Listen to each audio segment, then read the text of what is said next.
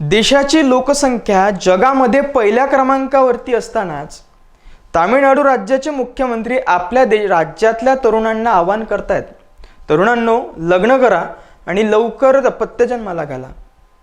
नेमकं सरकार, केंद्र सरकार किंवा राज्यांची सरकार या देशामधली लोकसंख्या नियंत्रणात राहावी यासाठी प्रयत्नरत आहेत. आणि अशातच तामिळनाडू राज्याचे मुख्यमंत्री असे का म्हणत आहेत की राज्याची लोकसंख्या वाढवा. याचा स्पष्ट आणि प्रत्यक्ष संबंध आहे मतदारसंघ पुनर्रचना. याच संदर्भात आपण जाणून घेण्याचा प्रयत्न करणार आहोत या व्हिडिओमध्ये की नेमकं तामिळनाडू राज्याचे मुख्यमंत्री हे आपल्या राज्यातल्या तरुणांना लोकसंख्या वाढवण्याचं आवाहन का करतात. नमस्कार मित्रांनो, विदर्भ आयसच्या ऑफिशियल यूट्यूब चॅनलला आपल्या सर्वांचं स्वागत आहे. हा व्हिडिओ थोडा लांबेल कारण मतदारसंघ पुनर्रचना हा जो विषय आहे हा थोडा कॉम्प्लिकेटेड आहे. त्यामुळे आपल्याला थोडे याला शांततेने जाणून घेणं आवश्यक असेल. मी सुद्धा माझ्याकडनं सोप्यात सोप्या पद्धतीने समजावून सांगण्याचा प्रयत्न करेल आणि तो आपण जाणून घेऊयात.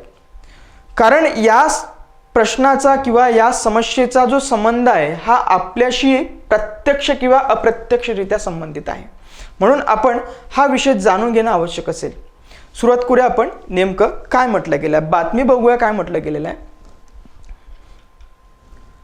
मोर चिल्ड्रेन मोर एमपीज, जास्त मुलं जास्त खासदार. जास्त मुलं जर जन्माला आली तर राज्याला जास्त खासदार मिळतील असं एम के स्टॅलिन यांचं मत आहे.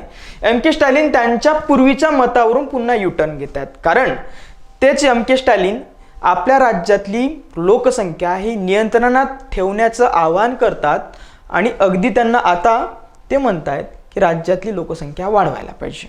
मग हेच त्यामध्ये त्यांच्या स्टेटमेंटवरून ते युटर्न घेतात. कारण याचा संबंध सरळ सरळ या डिलिमिटेशनशी आहे. त्याला आपण कॉन्स्टिट्युशन्सी डिलिमिटेशन म्हणतो, म्हणजेच मतदारसंघ पुनर्रचना. आता मतदारसंघ पुनर्रचना आयोग नेमला जाईल आणि हा आयोग मतदारसंघांची पुनर्रचना करेल. म्हणून या संदर्भात आपण नेमकं मतदारसंघ पुनर्रचना काय आहे हे समजून घेणं आवश्यक असेल. तर या संदर्भात भारतीय संविधानामध्ये काय तरतूद आहे किंवा या संदर्भात काही 3 घटना दुरुस्त्या करण्यात आल्या, त्या 3 घटना दुरुस्त्या नेमक्या काय आहेत ते आपण हळूहळू थोडं त्यामध्ये शांततेने समजून घेण्याचा प्रयत्न करूयात. तर त्यामध्ये बघूयात मतदारसंघ पुनर्रचना काय. आता या देशानं किंवा संविधानानं लोकशाही शासन पद्धती स्वीकारली. लोकशाही शासन पद्धती स्वीकारली. ही लोकशाही आपल्या देशामधली प्रातिनिधिक आहे, प्रातिनिधिक लोकशाही आहे. लोकशाहीचे 2 प्रकार आहेत आपल्याकडे, एक प्रत्यक्ष आणि अप्रत्यक्ष. प्रत्यक्ष लोकशाहीमध्ये जनता स्वतः निर्णयामध्ये सहभागी होते, तर अप्रत्यक्ष लोकशाहीमध्ये जनता ही प्रतिनिधींच्या माध्यमातून आपले प्रश्न मांडते. मग याच्यामध्ये प्रतिनिधी जे आहे जनता पाठवते, मग यालाच आपण अप्रत्यक्ष लोकशाही म्हणतो. अप्रत्यक्ष लोकशाही म्हणतो कारण ही जनता या ठिकाणी आपले प्रतिनिधी पाठवते. ही एक गोष्ट आपल्याला लोकशाहीच्या संदर्भात झाली. म्हणजे आपल्याकडे मग एक दुसरी गोष्ट आहे ते म्हणजेच हा जो संपूर्ण भारत आहे हा संपूर्ण भारत संघराज्य आहे. संघराज्य पद्धत आपल्याकडे आहे आणि संघराज्याचे सुद्धा म्हणजे संघराज्य असा की राज्यांमध्ये विभागणी झाली आपली इथे. मग राज्यांमध्ये जर विभागणी झाली तर या राज्यांचे जे प्रश्न असतील ते मांडण्यासाठी सुद्धा आपल्याकडे काही प्रतिनिधी आहेत राज्यांचे. मग यासाठी आपली एक संसद बनलेली आहे, तिलाच आपण कायदेमंडळ म्हणतो. हे कायदेमंडळ आपल्याकडे संसद आहे. ही संसद 3 घटकां मिळून आपल्याकडे बनलेली आहे. हे 3 घटक आपल्या सगळ्यांना माहिती आहे. एक म्हणजे प्रेसिडेंट, राष्ट्रपती त्यांच्यातला एक घटक आहे. दुसरा घटक संसदेचं वरिष्ठ सभागृह म्हणजेच राज्यसभा आणि तिसरा एक घटक संसदेचं कनिष्ठ सभागृह म्हणजेच लोकसभा. आता खरा कळीचा मुद्दा या ठिकाणी आहे की म्हणजे महत्त्वाचं राज्यसभा. या राज्यसभेमध्ये संघराज्यामधले किंवा राज्याचे प्रतिनिधी या राज्यसभेमध्ये सदस्य असतात. परंतु लोकसभेमध्ये हे आपले जे काही जनता निवडून पाठवते, जनतेच्या ज्या समस्या आहेत, जनतेच्या समस्या या कायदे मंडळामध्ये जायला पाहिजे, यासाठी आपल्याकडे प्रतिनिधी आहेत. हे प्रतिनिधी लोकसभेमध्ये निवडून जातात.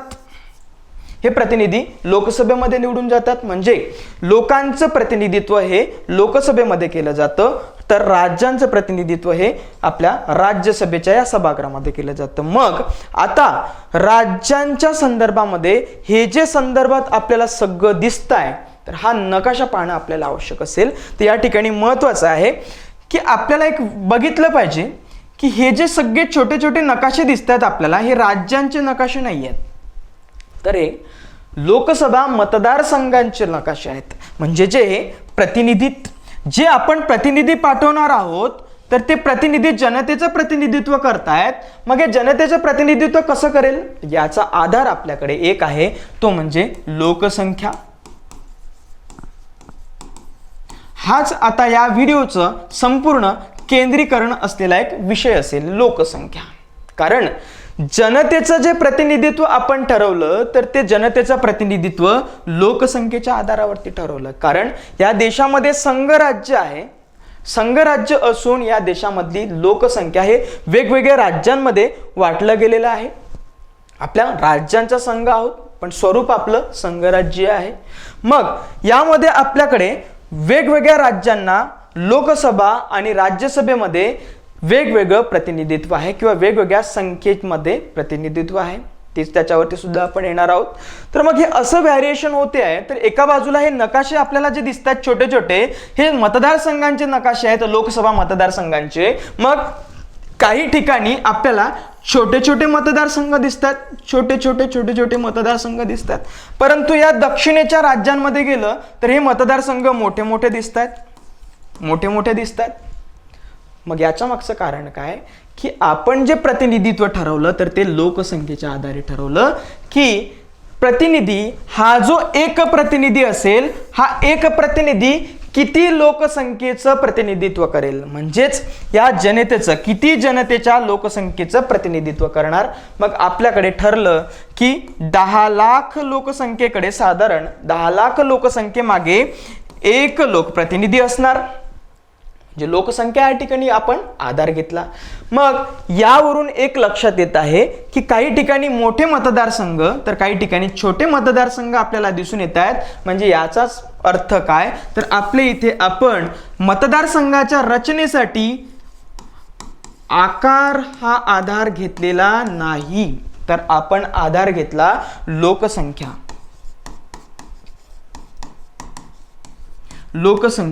म्हणून आपल्याला प्रत्येक राज्यांमध्ये किंवा भागामध्ये, प्रत्येक भागामध्ये मतदारसंघांचे आकार काही ठिकाणी मोठे दिसत आहेत, तर काही ठिकाणी छोटे दिसत आहेत.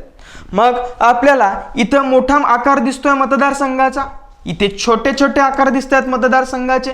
कारण जिथे लोकसंख्या जास्त, जिथे लोकसंख्येची घनता जास्त, तिथला मतदारसंघ आकाराने छोटा.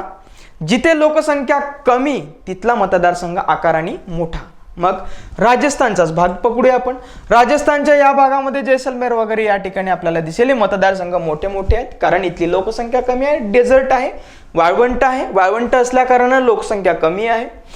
मग त्यानंतर इथे भाग बघूया आपण, उत्तर प्रदेश, बिहार वगैरे. उत्तर प्रदेश, बिहारमध्ये मैदानी भाग आहे आणि इथली लोकसंख्या जास्त आहे. उत्तर प्रदेश पहिल्याच क्रमांकाला लोकसंख्येमध्ये. मग इथली लोकसंख्येची घनता जास्त, त्याच्यामुळे त्या ठिकाणी मतदारसंघाचा जो आकार आहे तो सुद्धा छोटा आहे. मग हे आपल्याला याच्यावरून दिसून येत आहे. मग आता लोकसंख्या हा कळीचा मुद्दा आपला गेल्या म्हणजे 50 दशकापासून हा मुद्दा चाललाय. 50-70 दशकापासून हा विषय चाललेला आहे की लोकसंख्या नियंत्रण. मग याच्यासाठी म्हणूनच हाच खरा मुद्दा आपल्याला पुढे डिस्कस करणं आवश्यक असेल की नेमकं हे काय कारण आहे की असे मतदारसंघ होत आहेत आणि हे भांडणं नेमके का होत आहेत, किंवा तामिळनाडूच्या मुख्यमंत्र्यांचं असं वादातीत वक्तव्य करण्याचं कारण काय, आपल्याला यावरून लक्षात येत आहे. तर आपण बघूया एक एक करून. मग आता चर्चा करणार आहोत आपण या लोकसभेच्या मतदारसंघाच्या संदर्भामध्ये, की मग सर्वात अगोदर बघूया लोकसभा काय आहे, लोकसभेची संदर्भातली तरतूद काय आपल्याकडे करण्यात आलेली आहे.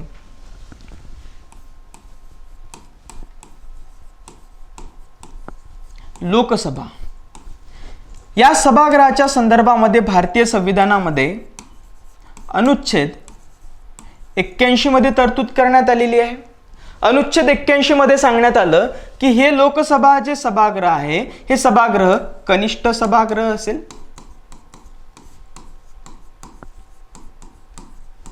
कनिष्ठ सभागृह असेल आणि हे यामध्ये जे प्रतिनिधी जातील तर ते जनतेमधून निवडून जातील.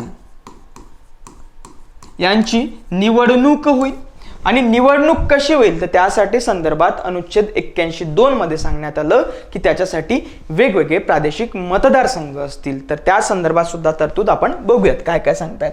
81 मध्ये आपल्याकडे हे दिसतंय.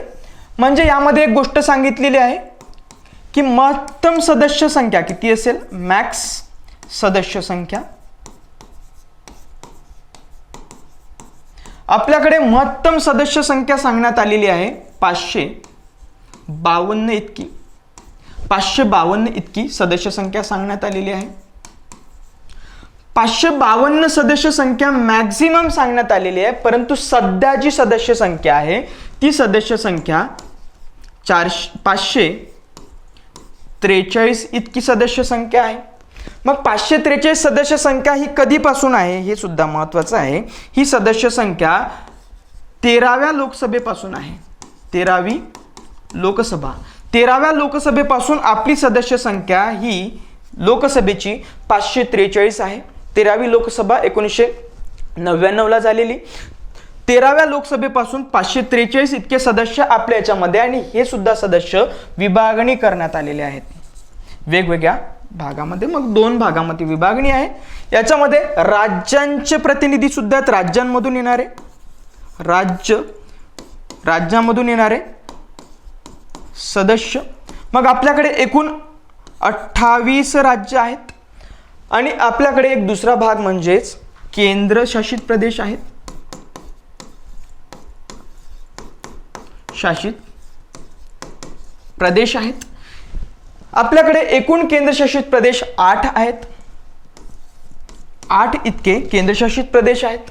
मग याच्यामध्ये आपल्याकडे एकूण 28 राज्यांमध्ये 524 इतके सदस्य जातात. 28 राज्यांमधून एकूण 524 सदस्य आपल्या 524 सदस्य हे 28 राज्यांमधून जातात. मग त्यानंतर केंद्रशासित प्रदेशांमधून एकूण आपल्याकडे 19 सदस्य जातात. 19 सदस्य हे केंद्रशासित प्रदेशांमधून जातात. 8 केंद्रशासित प्रदेश आहे आणि त्याच्यामध्ये एकूण 19 सदस्य जातात. तर आपल्याकडे एकूण 28 राज्य आणि या 28 राज्यांमधून 524 इतके सदस्य जातात. मग आता 524 सदस्य हे ठरवण्यात आलेले आहेत. नुकतीच झालेली लोकसभा निवडणूक 18वी लोकसभा निवडणूक, त्या 18व्या लोकसभा निवडणुकीमध्ये सुद्धा 524 इतके सदस्य होते आणि एकूण सदस्य 543 होते. 543 एकूण सदस्यांसाठी निवडणूक ही झालेली होती 18वी. हा एक महत्त्वाचा मुद्दा या ठिकाणी आपल्याला म्हणता येईल. मग या संदर्भात ह्या तीनहीच्या बाबत लोकसभा निवडणुकीची व्यवस्था सांगण्यात आली. या सगळ्या बाबत 543 जागांसाठी लोकसभा निवडणुकीची व्यवस्था सांगण्यात आली. लोकसभा निवडणूक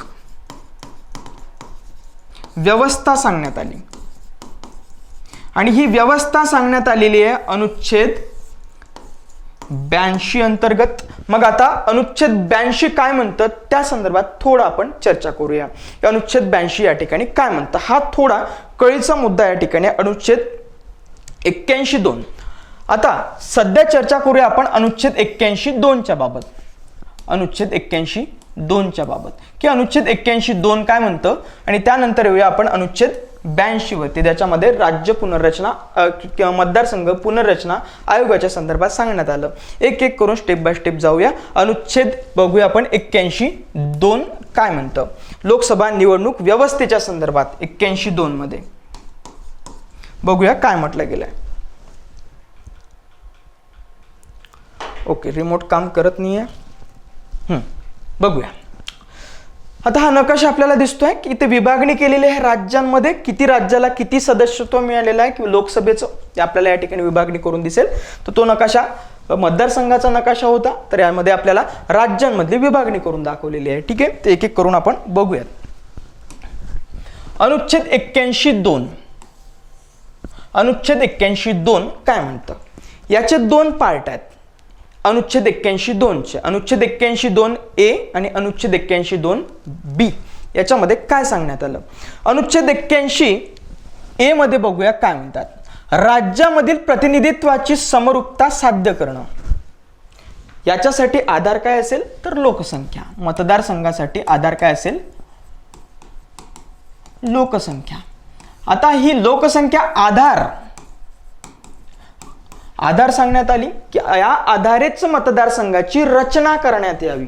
मग यामध्ये सांगण्यात आलं की राज्यांमधील प्रतिनिधित्वाची समरूपता साध्य करणं. याच्यामुळे काय होईल की वेगवेगळ्या राज्यांना लोकसभेमध्ये वेगवेगळे प्रतिनिधित्वात जागा मिळतात.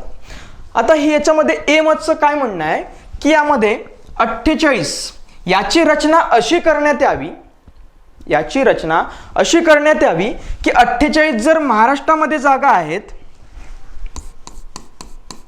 महाराष्ट्रामध्ये जर 48 जागा आहेत, तर मध्य प्रदेश उत्तर प्रदेशामध्ये 80 जागा आहेत, MP मध्ये 80 जागा आहेत, UP मध्ये 80 जागा आहेत,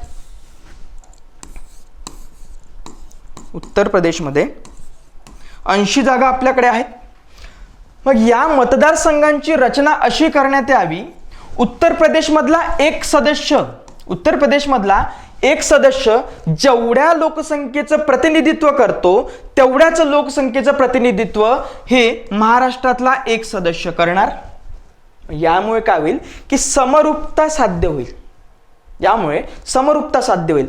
जर लोकसभेतला या उत्तर प्रदेश मधला हा जो काही एक प्रतिनिधी आहे, हा जर 10 लाख लोकसंख्येचं प्रतिनिधित्व करत असेल, तर महाराष्ट्रामधला सुद्धा एक प्रतिनिधी हा सुद्धा 10 लाख लोकसंख्येचं प्रतिनिधित्व करेल.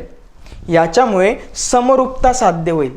महाराष्ट्रातला सुद्धा वाटणार नाही की आमचा जास्त जास्त लोकसंख्ये प्रतिनिधित्व करतोय आणि इथला कमी लोकसंख्येचं करतोय असं वाटतं कामा नये. म्हणून सगळ्या राज्यांमध्ये किंवा सर्व केंद्रशासित प्रदेशांमध्ये आपण सारखं प्रतिनिधित्व ठेवला किंवा सारख्या लोकसंख्येला एक प्रतिनिधित्व ठेवलेलं आहे. मग याच्यामध्ये आपल्याला दिसून येतं प्रत्येक 10 लाख लोकसंख्येमागे एक आपल्याकडे सदस्य असणार, साधारण जनरली. असं मागे पुढे ते थोडंफार होईल पण खूप जास्त फरक राहणार नाही असं आपल्याला या ठिकाणी दिसून येतं. या संदर्भात म्हणूनच याच्यामुळे काय होतं की वेगवेगळ्या राज्यांमध्ये आपल्याला व्हेरिएशन्स दिसून येतं संख्यांमध्ये. मग उत्तर प्रदेशला त्यामध्ये दिसून येतं आपल्याला 80 सदस्य संख्या, महाराष्ट्राला दिसून येते 48 आणि इकडे मध्य प्रदेशला दिसून येते 29, इकडे गुजरातला दिसून येते 26, त्यानंतर राजस्थान 25. हे सगळं या ठिकाणी. मग आता कमी सदस्य संख्या दिसते आहे आपल्याला या दाक्षिणात्य राज्यांना. आता इथे कमी सदस्य संख्या असण्याचं कारण काय? इथे कमी सदस्य संख्या असण्याचं कारण म्हणजे आपलं तेच पुन्हा आधार जो आपण मानला लोकसंख्या. आता लोकसंख्या, या लोकसंख्येचं नियंत्रण करण्याचं काम या दाक्षिणात्य राज्यांनी जास्त केलं तुलनेने या उत्तरेच्या राज्यांच्या तुलनेत. उत्तर प्रदेश किंवा बिहार या राज्यांमध्ये लोकसंख्येचं प्रमाण खूप जास्त आहे आणि ते लोकसंख्या नियंत्रणामध्ये अपयशी ठरले. म्हणूनच त्यांना अपयशी ठरले आणि फायदा कुठे होतोय त्यांना, तर लोकसभेच्या सदस्यांच्या जागा जास्त मिळतात. मग आता बघूया की याच्यामध्ये पुढे आपल्याला बघायचं की यांना किती अलॉटमेंट होणार आहे लोकसंख्येनुसार जागांचं आणि यांना किती होणार आहे. खरं आता 2026 मध्ये जो काही लोकसंख्या किंवा मतदारसंघ पुनर्रचना होईल तर त्यानुसार हे लोकसंख्येनुसार मतदारसंघ पाडले जातील आणि याच्यानुसार या दाक्षिणात्य राज्यांचे जे काही प्रतिनिधी आहेत ते कमी होणार. मग या तामिळनाडूचे जे 39 आहेत तर याच्यामध्ये कमी येणार आहे. म्हणूनच तामिळनाडू याच्यामध्ये फार पुढे आपल्याला विरोध करताना दिसतोय. हेच आपण एक पुढे जसं जाऊ तसं आपल्याला लक्षात येईल. मग आता बी मध्ये काय म्हटलं गेलेलं आहे? बी मध्ये म्हटलं गेलेलं आहे की एका राज्यातील म्हणजे एकच राज्य. आता महाराष्ट्राच्याच बाबत बघूया. महाराष्ट्र या एका राज्याच्या मतदारसंघामध्ये प्रतिनिधित्वाची समरूपता साध्य करणं. आता या बी मध्ये सांगण्यात आलेलं आहे वैयक्तिक राज्याबद्दल, फक्त राज्याबद्दल सांगण्यात आलं, अंतर्गत बाबत बोलत आहे. या ठिकाणी राज्याच्या अंतर्गत सदस्यत्वाबाबत बोललं जात आहे की सांगितलं जात आहे की एका राज्यामधील मतदारसंघामध्ये प्रतिनिधित्वाची समरूपता साध्य करणे. मग या 48 जे खासदार असतील हे 48 खासदार सारख्याच लोकसंख्येचं प्रतिनिधित्व करेल. हे 48 खासदार सारख्याच लोकसंख्येचं प्रतिनिधित्व करेल. आणि ए मध्ये सांगण्यात आलं की या दोन्ही राज्यांचे प्रतिनिधी हे सारख्याच लोकसंख्येचं प्रतिनिधित्व करेल. मग याच्यामुळे म्हणून आपल्याला ए नुसार जर बघितलं तर लोकसंख्येमध्ये व्हॅरिएशन दिसून येतं, परंतु यामध्ये बी नुसार बघितलं तर या ठिकाणी सारखं प्रतिनिधित्व आपल्याला दिसतात. मग याच्यामुळे काय होतं की प्रत्येक लोकसभा सदस्य सारख्याच लोकसंख्येचं प्रतिनिधित्व करतो. म्हणजे अमरावती मतदारसंघाचा जर खासदार असेल तर ते सुद्धा 10 लाख लोकसंख्येचं प्रतिनिधित्व करत असतील, किंवा तिकडे नंदुरबार मतदारसंघाचे खासदार असतील तर ते सुद्धा 10 लाख लोकसंख्येचं प्रतिनिधित्व करतील. तर नंदुरबार आता मग या ठिकाणी जिल्हाही पकडला गेला नाही किंवा त्या ठिकाणी शहरही युनिट पकडलं गेलं नाही, तर त्या ठिकाणी मतदारसंघाची लोकसंख्या युनिट पकडलं गेलं. मग आता यामध्ये एक एक्झाम्पल आपल्याकडे आहे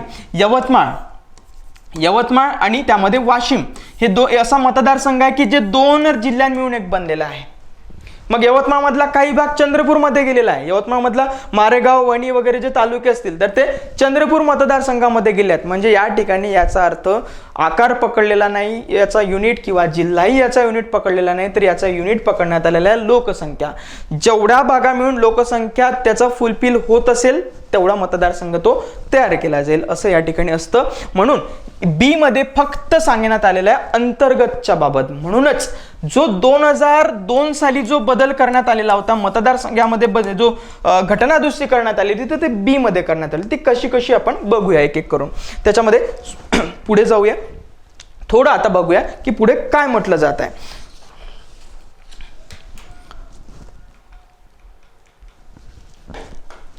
आता बघूया अनुच्छेद 82 मध्ये काय म्हटलं गेलं. आता हे बघितलं आपण अनुच्छेद 81 मध्ये काय म्हटलं गेलं. तर अनुच्छेद 81 नंतर बघूया 82 मध्ये काय घेतलं गेलं. अनुच्छेद 82, या अनुच्छेद 82 मध्ये सांगण्यात आलाय प्रत्येक जनगणनेनंतर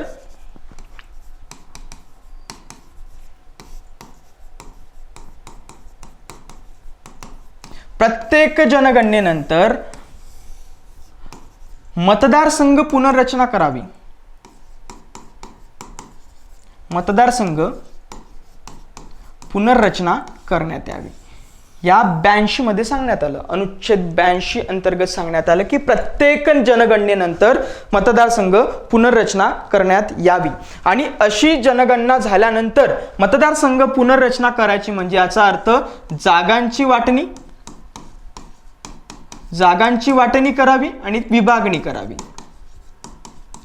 करावी. मतदारसंघांची जागांची वाटणी करावी आणि विभागणी करावी. म्हणजे राज्यांमध्ये जागा वाढू शकतात लोकसंख्येनुसार आणि कमी होऊ शकतात असं सुद्धा असेल त्या प्रमाणामध्ये. मग विभागणी सुद्धा करण्यात यायला सांगण्यात आलं. मग यानुसार ही पुनर्रचना करण्यासाठी आपल्याकडे एक मतदारसंघ पुनर्रचना आयोग नेमण्यात यावा. मतदारसंघ पुनर्रचना आयोग नेमण्यात यावा. आणि या आयोगासाठी संसद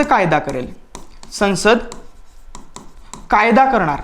मग अशा प्रकारे संसदेने ह्या मतदारसंघांची पुनर्रचना करण्यासाठी प्रत्येक जनगणनेनंतर पुनर्रचना करण्यासाठी संसदेने कायदे केलेले आहेत आपल्याकडे. मग आपल्याकडे जनगणना आपल्याला माहिती आहे 1951 ला एक जनगणना झाली. सुरुवात करूया 1951 ला.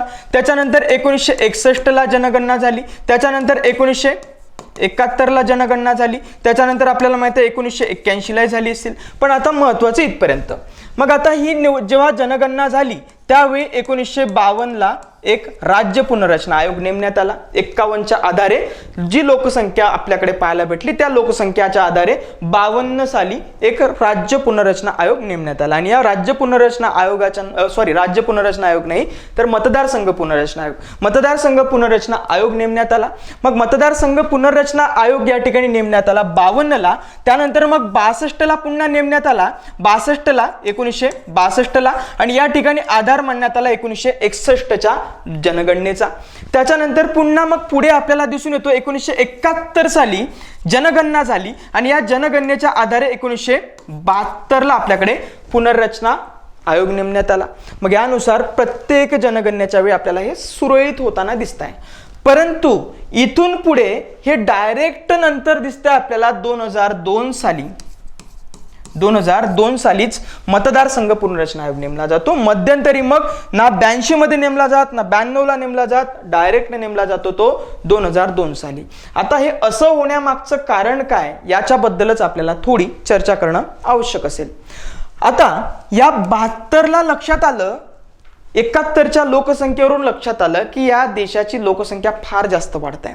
आता ही लोकसंख्या वाढत असल्या कारणानं लोकसंख्या काही राज्यांमधली खूप वाढत आहे आणि त्याच्यामुळे काय होत आहे की काही राज्यांना खूप जास्त प्रतिनिधित्व मिळत आहे आणि काही राज्यांची लोकसंख्या कमी वाढत आहे किंवा त्यांचं नियंत्रणात आहे आणि त्याच्यामुळे त्यांना प्रतिनिधित्व कमी मिळत आहे. म्हणून त्यावेळी ही 42वी घटनादुरुस्ती करण्यात आली 1976ला. 72ची पुनर्रचना झाल्यानंतर डायकून या 76 साली 42वी घटनादुरुस्ती करण्यात आली आणि या 42व्या घटनादुरुस्तीनुसार सांगण्यात आलं की आता यानुसार पुन्हा आता या आपल्या अनुच्छेद 81(2) नुसार किंवा 82 नुसार मतदारसंघ पुनर्रचना आयोग परत नेमण्यात यायला नाही पाहिजे, तर तो डायरेक्ट 2002 साली नेमण्यात यायला पाहिजे. मग याच्यामध्ये सांगण्यात आलं अनुच्छेद 81 मधील जो बदल आहे, म्हणजे अनुच्छेद 81 मधला जो बदल आहे ए आणि बी मधला, हे दोन्ही बदल थांबवण्यात यावे.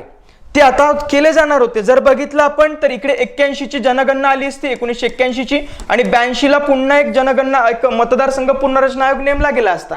परंतु याच्यामुळे पुन्हा व्हेरिएशन दिसून येतं आणि एका बाजूलाच खूप जास्त मतदारसंघांची सदस्य संख्या दिसली असती. मग याच्यामुळे आता इथे दिसतो आपल्याला हे पुढे ढकलण्यात आलं 2000 सालापर्यंत. 2000 सालापर्यंत ठरवण्यात आलं की याच्यामध्ये 1976लाच ठरवलं 42व्या घटनादुरुस्तीनुसार की 2000 सालापर्यंत याच्यामध्ये कोणताही बदल केला जाऊ नये. कारण 2000 सालापर्यंत आपल्याकडे लोकसंख्या नियंत्रण धोरण आपण अवलंबलेलं होतं आणि या धोरणानुसार याचा इम्पॅक्ट आपल्याला पाहायला भेटतील आणि लोकसंख्या नियंत्रणात येतील आणि सगळ्या राज्यांना सारखं प्रतिनिधित्व सुद्धा मिळण्यामध्ये त्याचा आधार होईल.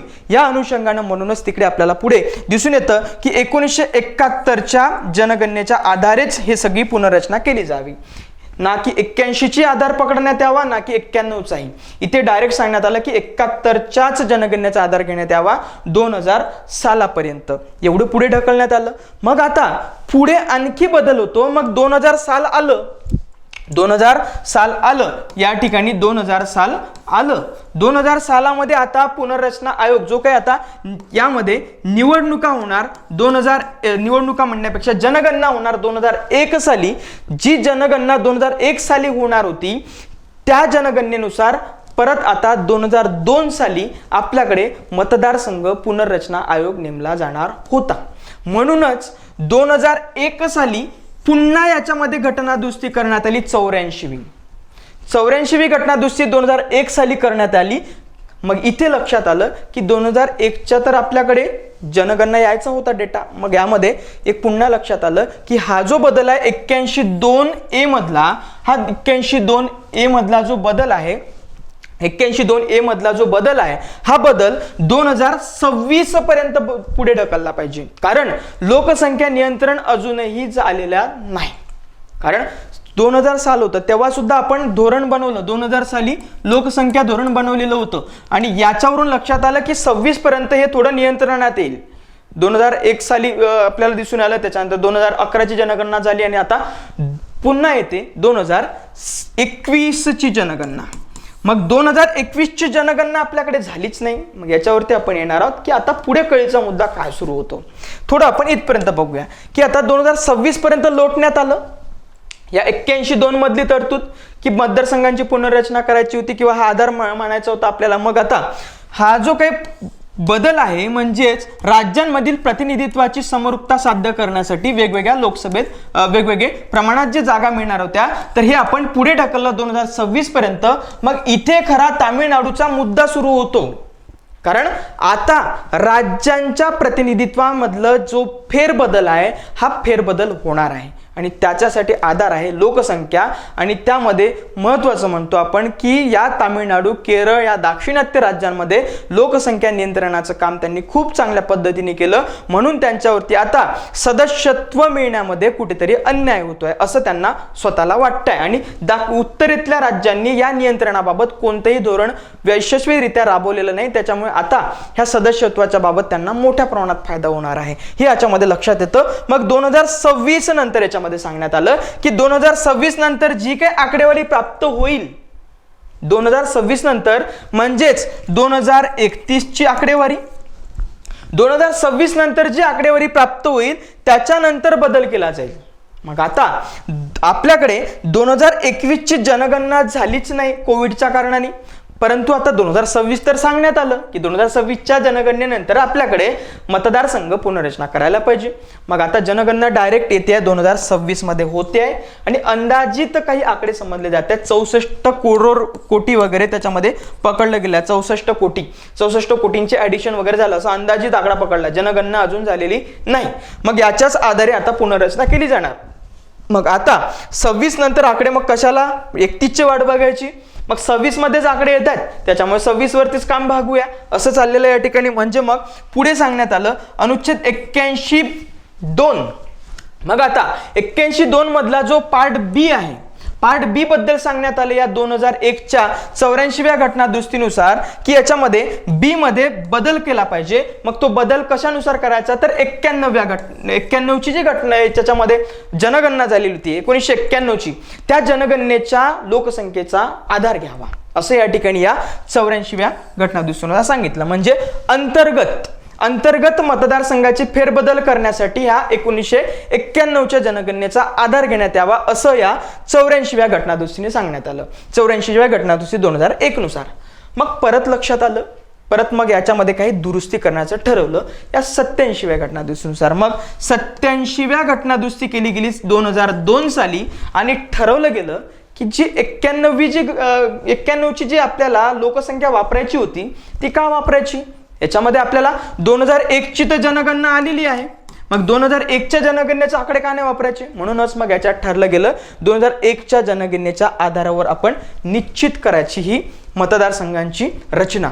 म्हणूनच मग या ठिकाणी आपल्याला दिसते की ही घटनादुरुस्ती केली गेली 87 आणि 81(2) बी मध्ये बदल केला गेला. यानुसार हे लक्षात घ्या, 87व्या घटनादुरुस्तीनुसार आपण ए मध्ये कोणताही बदल केलेला नाही, बी मध्ये बदल केला. आणि जी सदस्य संख्या आपल्याकडे होती 543 जी सदस्य संख्या होती आपल्या लोकसभेची ती तशीच्या तशीच ठेवली, मात्र अंतर्गत आपण बदल केला. राज्यांमध्ये अंतर्गत मतदारसंघांमध्ये फेरबदल केला की त्या ठिकाणी समायोजन करण्याचा प्रयत्न केला आपण, ही समरूपता साध्य करण्याचा प्रयत्न केला आपण लोकसंख्येमध्ये.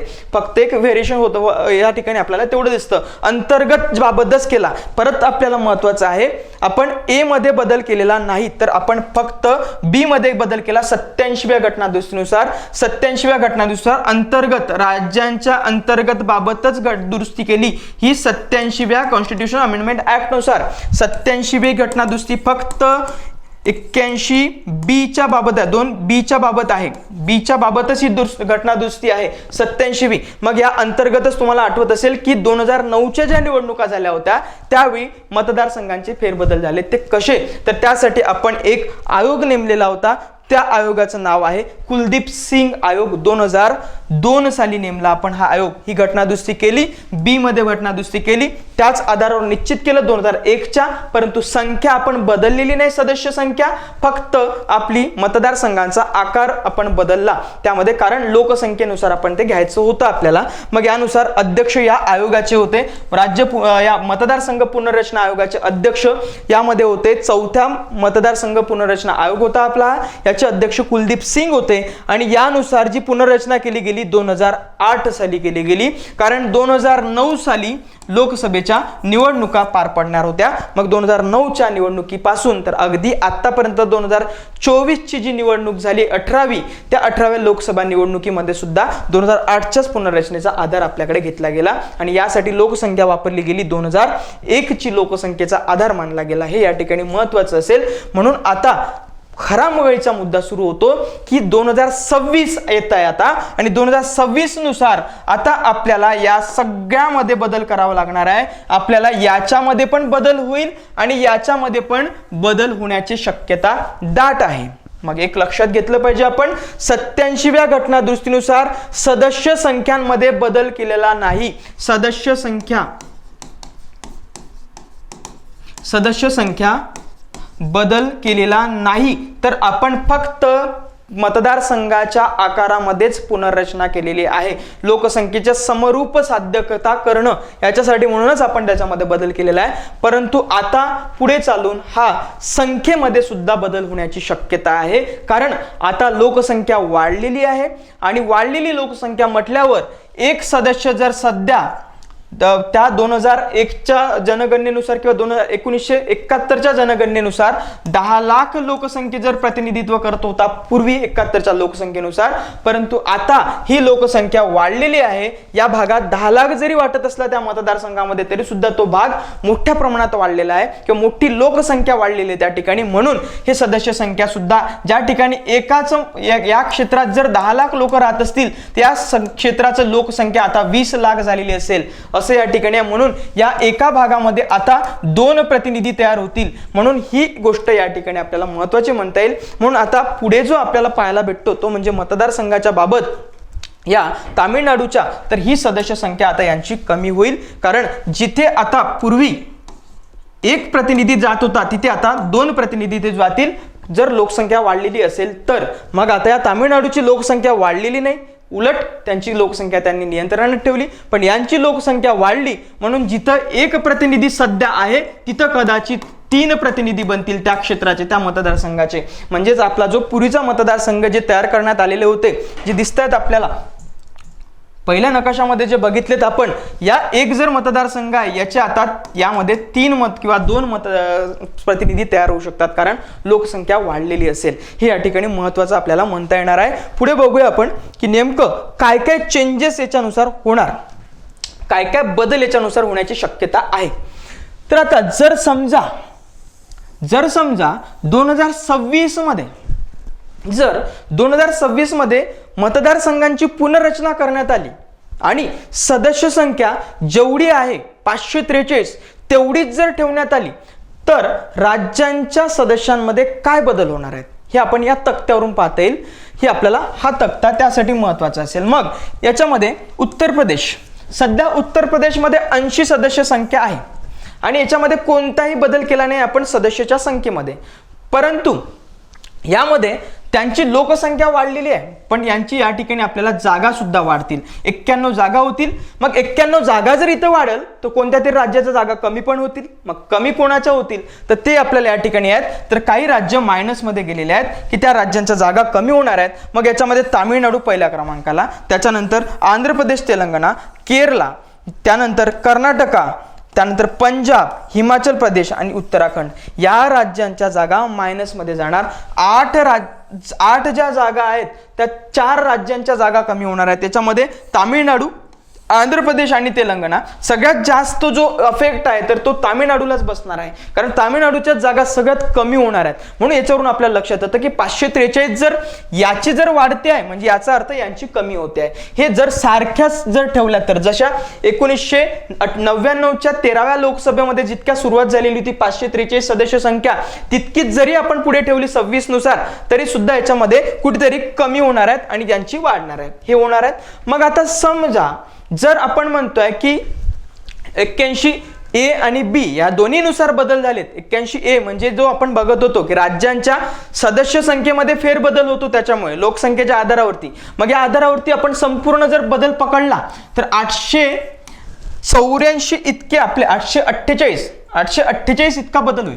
म्हणजे 848 इतके सदस्य संख्या आपल्याकडे बनेल, हा अंदाज आहे. म्हणूनच आता आपल्याला लक्षात येतं की नवीन जे आपण संसदेचं बांधकाम केलं, जे आपण नवीन संसद जे उद्घाटन केलं, तर सध्या सुरू आहे त्यांची सदस्य संख्या आपण वाढवली. साधारण 1900च्या जवळपास तिथे सदस्य संख्या बसू शकतात इतकी सदस्य संख्यांची जागा आपण त्यामध्ये बनवण्यात आली. कारणच होतं त्याच्यामागे 2026 मध्ये राज्यांचं पुनर्रचना होणार, कारण लोकसंख्या वाढलेली आहे, हे आता मागचं कारण आहे. तर 448 सदस्य संख्या होण्याचा असा अंदाज आहे. हे जर झालं तर मग राज्यांच्या सदस्य संख्येमध्ये काय काय फेरबदल होईल त्यावरून आपल्याला लक्षात येतं की उत्तर प्रदेशमध्ये सध्या 80 आहेत, तर यांची सदस्य संख्या होणार आहे 143. मग 143 यांची सदस्य संख्या झाली तर एकूण किती वाढ होते, तर याच्यामध्ये 63 ची वाढ होते. 63 सदस्य संख्या त्यांची वाढ होते. यांना फायदा होत आहे उत्तर प्रदेशला. आणि याच्यामुळे काय होतं की केंद्र संसदेमध्ये वेटेज जास्त तयार होतं उत्तरेतल्या राज्यांचं. हे याच्यामध्ये भीती खूप सारी या तामिळनाडू राज्याला आहे.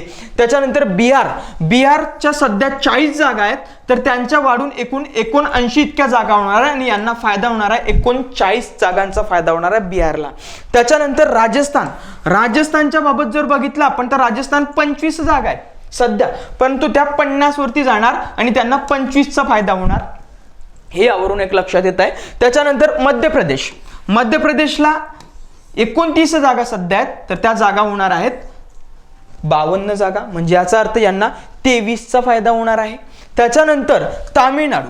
आता तामिळनाडूच्या सध्या 39 जागा आहेत, तर फक्त त्यांच्या 10च जागांचा त्यांना फायदा होतोय, कारण त्यांच्या जागा येत आहेत 49 जागा त्यांना वाटायला येतात, परंतु फक्त 10 जागांचा त्यांना फायदा होतोय. परंतु उत्तरेतल्या राज्यांचं जर बघितलं आपण तर यांना 60, 39, 25, 23 इतक्या जागांचा फायदा होता. एका बाजूला जर बघितलं तर यांच्या तुलनेत लोकसंख्या आपल्याला म्हणता येणार आहे. त्याच्यानंतर क्षेत्र सुद्धा यांचं जास्त. त्याच्यानंतर आंध्र प्रदेश आणि तेलंगणाला काय फायदा होईल, तर यांना फारच कमी फायदा होईल, कारण 2 राज्यां मिळून या ठिकाणी दिसतं आपल्याला 42 जागा आहेत, तर या ठिकाणी 54 जागा त्यांच्या वाढतील. केवळ 12च जागांमध्ये वाढ होईल 2 राज्यां मिळून. त्याच्यानंतर केरला तर 20 आहेत तर 20च राहील, कारण सगळ्यात महत्वाचा जो काही धोरण अवलंबलं लोकसंख्येच्या बाबत तर केरलाने अवलंबलं. केरलाचा ना फायदा होणार आहे ना तोटा होणार आहे. तर केरलाचे 20 आहेत तर 20च सदस्य त्यांना वाढून मिळेल, कारण त्यांची लोकसंख्या नियंत्रणात आहे. त्याच्यानंतर कर्नाटकाच्या बाबत बघितलं तर यांना 28 जागा सध्या आहेत, तर वाढ होते याच्यामध्ये 41 होत आहे एकूण. मग याच्यामध्ये एकूण 13ची वाढ होते आहे. त्याच्यानंतर पंजाबमध्ये 13 जागा आहेत, तर त्याच्यामध्ये 18 जागा यांच्या होतील. केवळ 5च वाढ याच्यामध्ये त्यांना होईल. त्याच्यानंतर हिमाचल प्रदेशमध्ये कोणतीही वाढ होणार नाही. त्यांच्या 4 जागा आहेत, 4च जागा राहतील. त्याच्यानंतर उत्तराखंडमध्ये 5 जागा आहेत, तर त्या 7 होतील आणि सध्या 2 जागांचा त्यांना फायदा होणार आहे उत्तराखंडला. बट याच्यामध्ये जर बघितलं आपण तर जर ॲज इट इज जशी 543 जितकी सदस्य संख्या सध्या आहे याच्यानुसारच जर ठेवलं तर हे उलट मायनसमध्ये जाणार आहेत तामिळनाडू. आणि किती सदस्य संख्यांनी, तर 8 जागांनी ते मायनसमध्ये जाणार आहे, कारण हे कुठे ना कुठे कमी होणार आहे असं यावरून आपल्याला लक्षात येत आहे. कारण आपण राज्यांचा संघ आहोत. संघ राज्य जरी असलो तरी आपण जे राज्यांना जी वाटणी करून राज्य हे जरी काही भागांमध्ये स्वायत्त असले तरी सुद्धा केंद्राला त्यांच्याबाबत निर्णय घेण्याचा हा पूर्ण अधिकार आहे, कारण एकात्मिक तत्व सुद्धा आपल्याकडे मोठ्या प्रमाणात आहे. कारण या संदर्भातला कायदा करण्याचा अधिकार हा संसदेला आहे. संसद हे ज्याच्यावरती संपूर्ण निर्णय घेतं. हा थोडा कॉम्प्लिकेटेड भाग आहे, त्याच्यामुळे याला थोडं जाणीवपूर्वक समजून घ्या, शांततेत समजून घ्या. आणखी याच्यावरती उत्तरोत्तर अभ्यास करा आणि आगामी काळामध्ये आपल्याला जे काही परीक्षांमध्ये प्रश्न विचारले जातील तर यावरती शक्यता दाट आहे, कारण हा सध्या फार चर्चेत असलेला भाग आहे. कारण संघ राज्याशी संबंधित हा विषय आहे. त्यासोबतच निवडणुका, लोकसभा यामध्ये संदर्भात हा एक विषय आहे. यामध्ये 3 घटना दुरुस्त्या झाल्यात मेजर, आणि त्यासोबतच याच्यामध्ये काही तरतुदी महत्त्वपूर्ण झाल्यात आणि लोकसंख्येचा डेटा सुद्धा अंदाजित घेतला जातोय. यावरून खूप मोठा एक आपल्याला बदल पाहायला मिळणार आहे. तर या ठिकाणी थांबूया मित्रांनो, भेटूया आपण आपल्या नेक्स्ट व्हिडिओला. यासोबतच आपल्याला आपल्या चालू घडामोडीचे कौटिल्य मासिक विदर्भ आयएस अकॅडमीच्या तर्फे सुरू करण्यात आलेला आहे किंवा अगोदरच आहे, तर त्याच्यामध्ये आणखी आपण काही नाविन्यपूर्ण बदल केलेला आहे. आपण जर चालू घडामोडीचा अभ्यास करत असाल तर नक्कीच ते मॅगझिन किंवा मासिक हे त्यामध्ये अभ्यासा, तुम्हाला नक्की त्याचा फायदा होईल. तर नवीन डिस्क्रिप्टिव्ह पॅटर्ननुसार MPSCची तयारी जर आपण करत असाल तर आपल्याला विदर्भ आयएस अकॅडमी पूर्णतः सपोर्ट करणार आहे, पूर्णतः पाठिंबा देणार आहे, प्रत्येक ठिकाणी मार्गदर्शन करण्याचा प्रयत्न करणार आहे. म्हणून विदर्भ आयएस अकॅडमीच्या या यूट्यूब चॅनलला नक्की जोडून राहा. व्हिडिओ आवडल्यास नक्की यामध्ये लाईक करा. काही त्यामध्ये जर तुम्हाला संभ्रम वाटत असेल तर नक्की खाली कॉमेंटमध्ये सांगा की यामध्ये काही बदल करायला पाहिजे, किंवा जर व्हिडिओ आवडला तर त्याला नक्की लाईक करा. थांबूया, भेटूया आपण आपल्या नेक्स्ट व्हिडिओमध्ये. थँक्यू, धन्यवाद.